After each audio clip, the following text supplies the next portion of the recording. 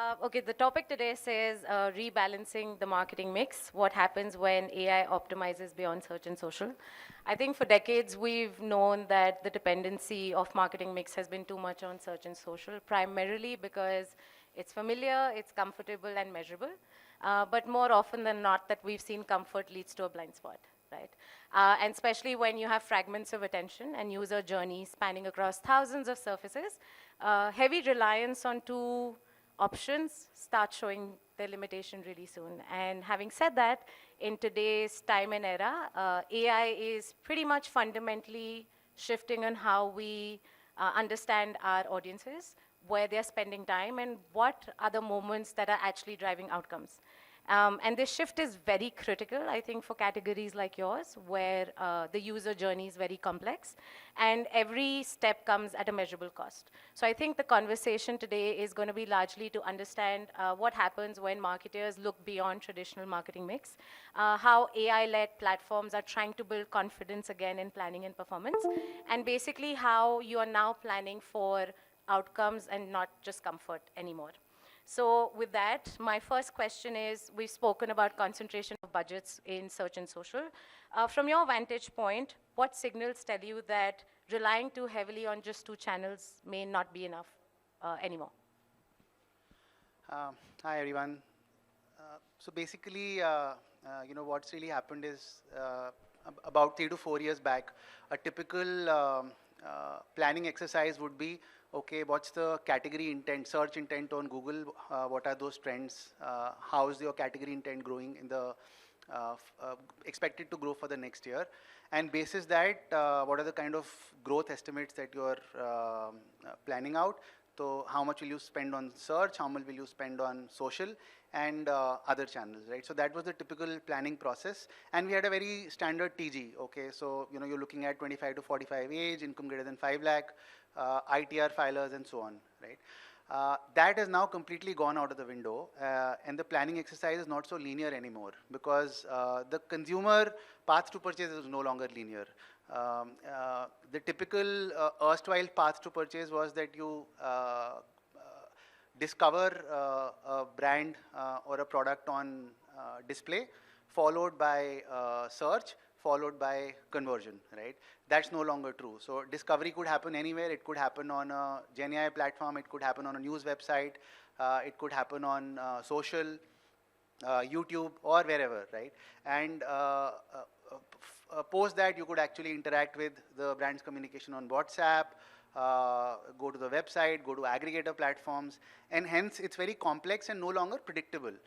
So trying to figure out what's the path to purchase is and planning your media according to that is no longer a viable option. And hence, we are now more and more increasingly dependent on algorithms to solve this problem for us.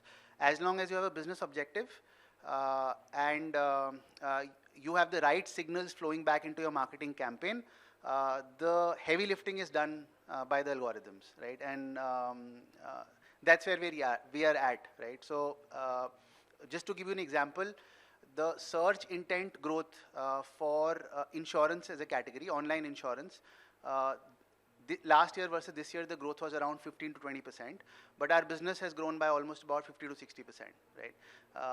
So that is no longer a definition of what category intent growth in your category is, and that's what's changed. Okay.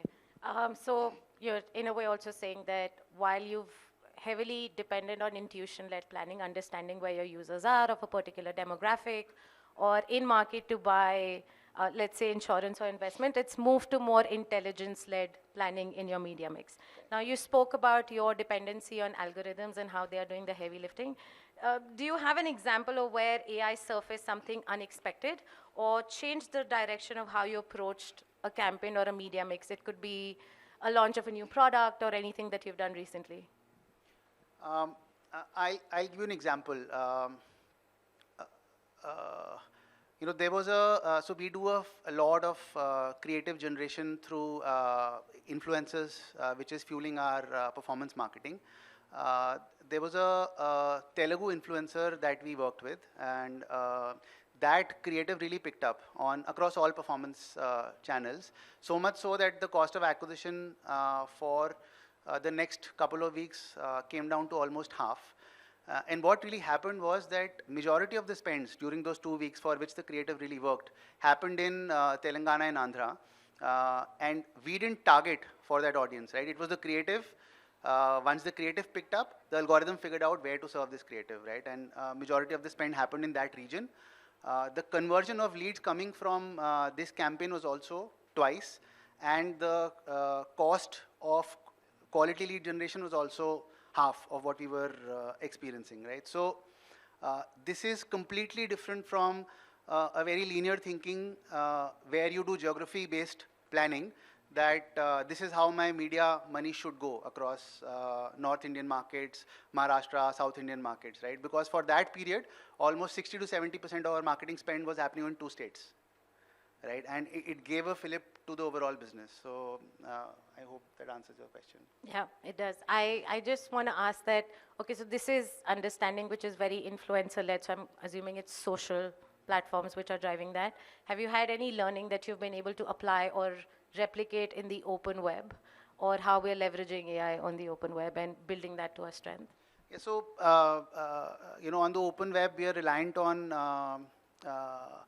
interest segments, in-market and interest segments. And contrary to our typical belief of what segments will work for our category, there was a learning that we had where, let's say, I'll tell you one segment that we discovered new, was that people who were interested in self-help were high converters for insurance, right? And this is not something which we would have typically figured out through linear thinking, only because the algorithm was optimizing, and basis that we figured out that majority of converters were coming who had an interest in self-help, right? So, and come to think of it now, it makes sense, right? So if you are worried about your own health, and you're investing in how you look or how you groom yourself, then you'll probably also attach a higher value to your own life and more likely to invest in an insurance product.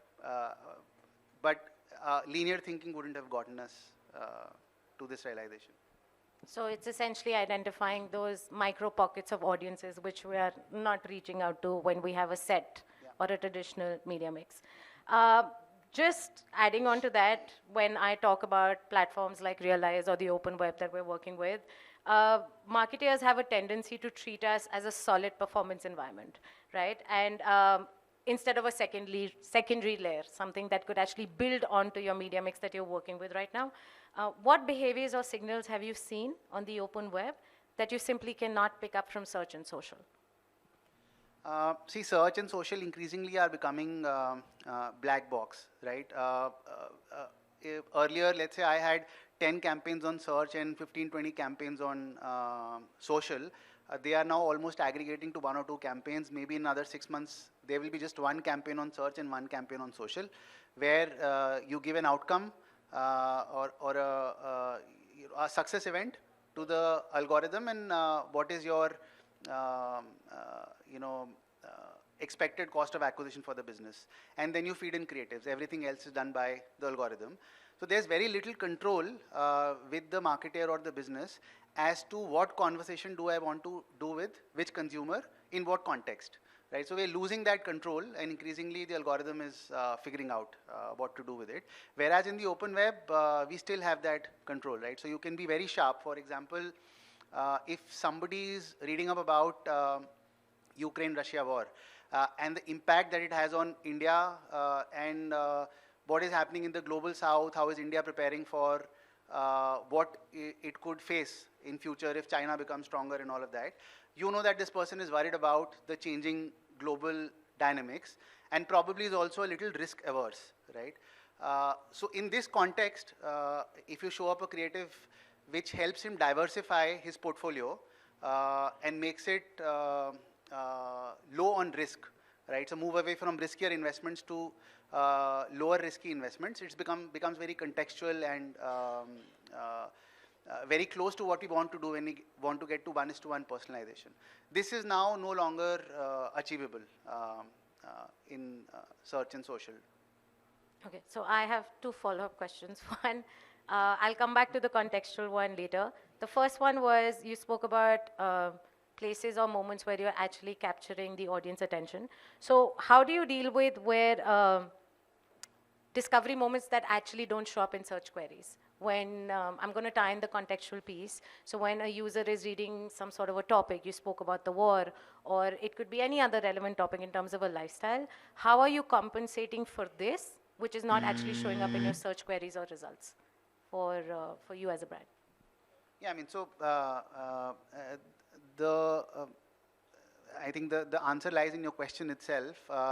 We are, it makes sense to always have a decent mix, media mix between open web, search and social, because we don't want to lose this ability, this marketer's ability to have very contextual conversation with the consumer on what is he looking for at the moment and what is the conversation that the brand wants to have.